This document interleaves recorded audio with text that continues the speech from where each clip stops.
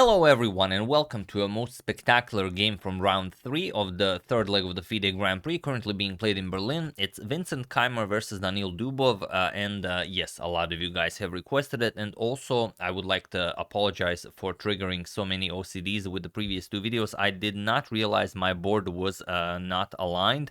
No idea how this happened. I did not change any settings in my OBS, probably something to do with the website being loaded differently in the OBS, but now I've refreshed it and everything is perfectly fine, so no idea what happened there. But I have seen how you guys were struggling to watch in the comment section, and yes, I imagine it was a very difficult time for you. So sorry about that. We have fixed it now, getting back to the game. Really a nice one, so hope you guys enjoy it. So Vincent, the young Padawan of Peter Leko, opens with d4. We have knight to f6, c4, e6, knight to f3, and d5. We have the queen's gambit decline on the board, knight to c3, and now the incredibly sharp Vienna variation, d captures on c4. So black grabs the pawn here, and the white will of course grab the full center. We have e4 and now b5, guarding the pawn here, saying that okay, if you capture on b5, I'm just gonna capture on e4. But that's kind of the point. White will grab even more space in the center.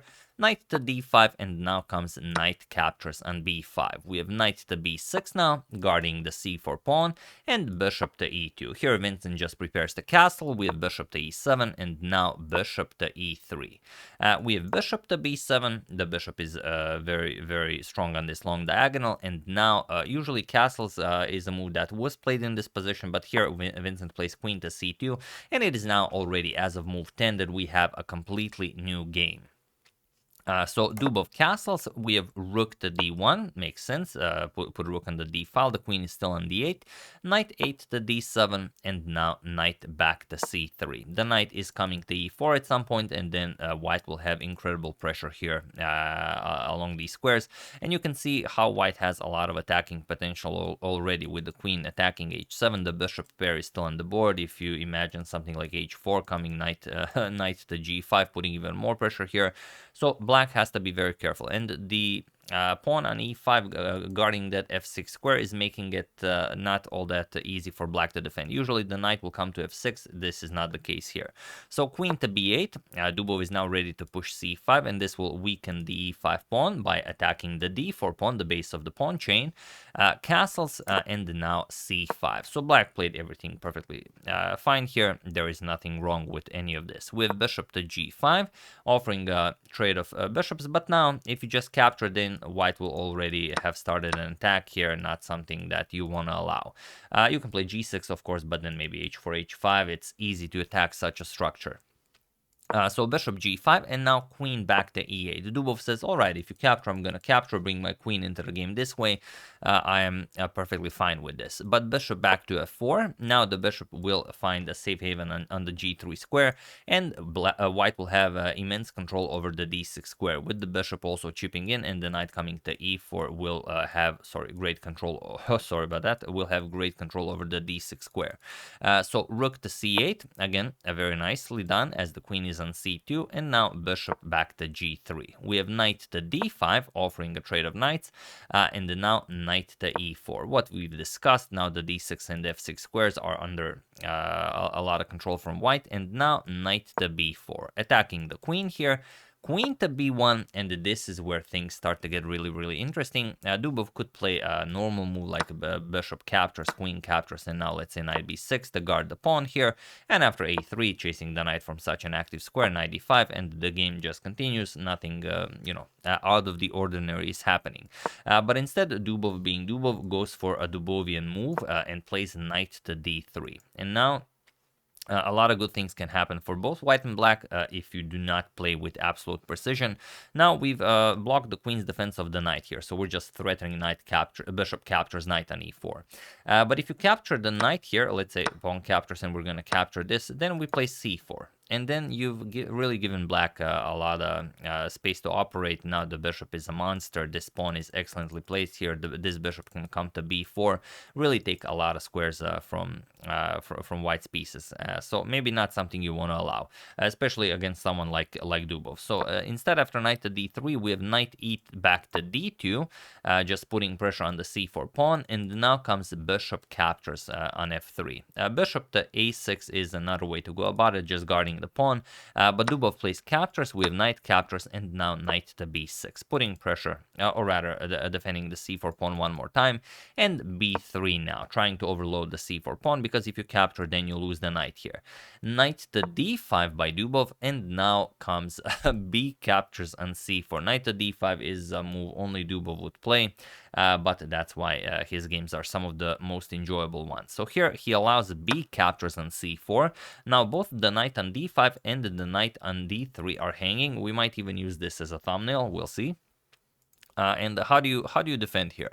The problem is, if you play knight c3, yes, you attack the queen and the rook and even the bishop here, so white has to be very careful. The problem is there's this very simple queen captures on d3. And now, after you capture on d1, because there's really nothing better, how do you continue here? If c captures on d4, we can even play knight captures, and our position is just beautiful. We still have this beautiful control over the d6 square. We still have the passed c pawn. Our knight might even come to d6. This is completely winning for white. So Dubov obviously had something else in mind. He plays knight 3 to f4. Now saying, okay, if you want to get rid of it, you're going to have to give up your dark square bishop. I'm also putting a lot of pressure on d2 pawn. I'm still preparing to capture on d4. So my position is looking, well, quite all right, but the problem is this is completely lost for Dubov, but you have to find such a normal looking winning move that it might be a bit too difficult to find. So feel free to pause the video and try to find the idea that Dubov missed while I give you a couple of seconds.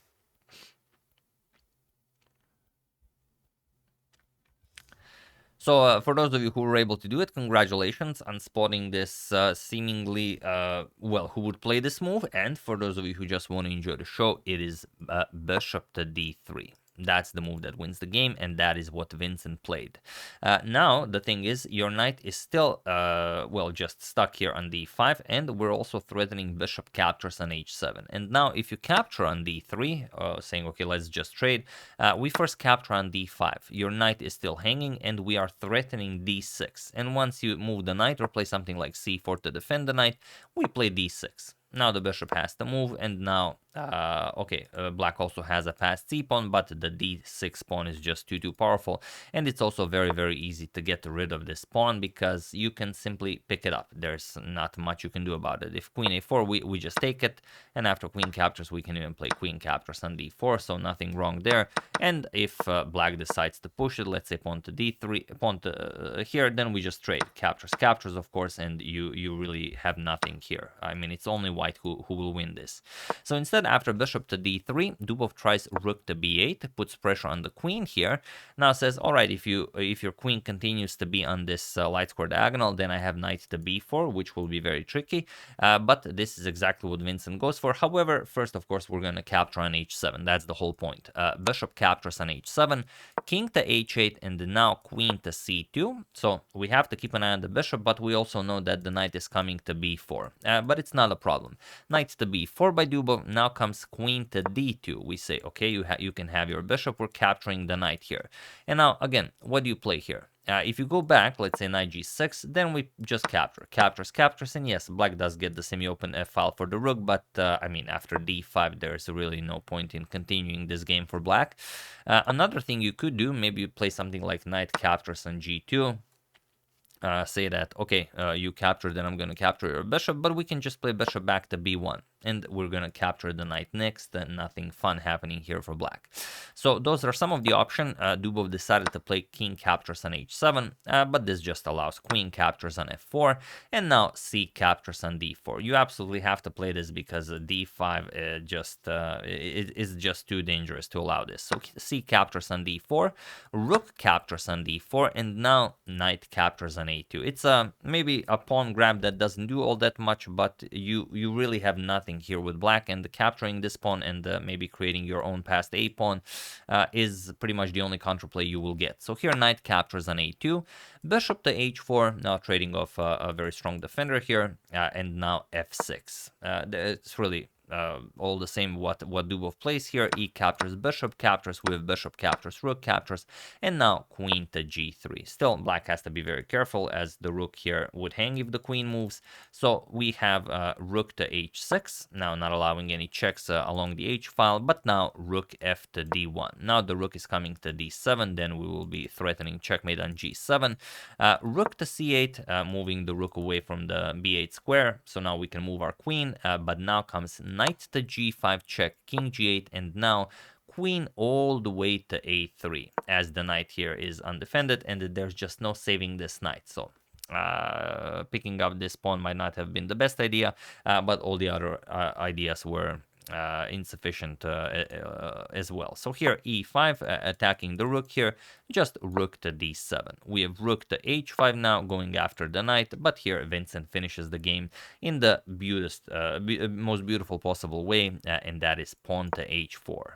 Just defending the knight, saying, okay, now you are without any moves, I'm just going to play queen captures on a2.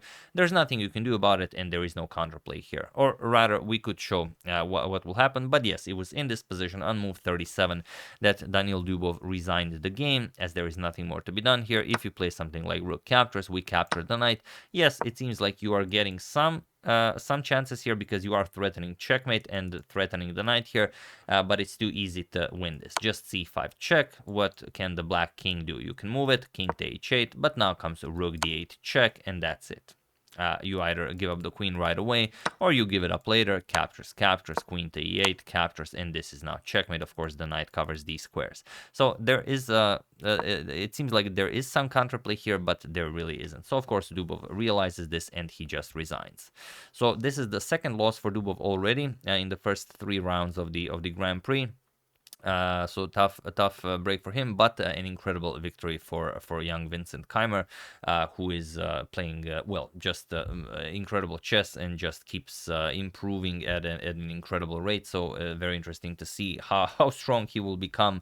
The next time we see him, it's just incredible stuff.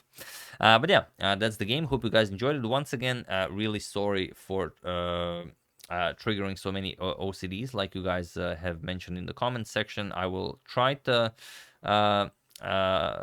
prevent it from ever happening again. It's just that when I make the videos, I see a normal board. I don't see the board, and I very rarely watch my videos before I upload them. I just upload them because I know that I've said pretty much everything I wanted to say, and if I listen to them, maybe I wouldn't enjoy something that I've said, and then I'd have to remake them, and then it would take forever. And you guys don't enjoy this.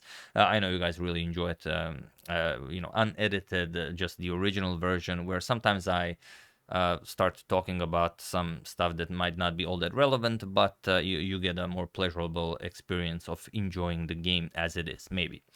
So yeah, that's the game. Hope you guys enjoyed it. Really wonderful stuff from Vincent. We'll see what happens in the rest of the Grand Prix. I would like to thank J. Langton Consulting, Farboard Fararoni, Drippers Cyber Club NFT, Blueberry Jean Friends at Twitter, and Rob for your contribution to my channel. Thank you a lot. I really appreciate it.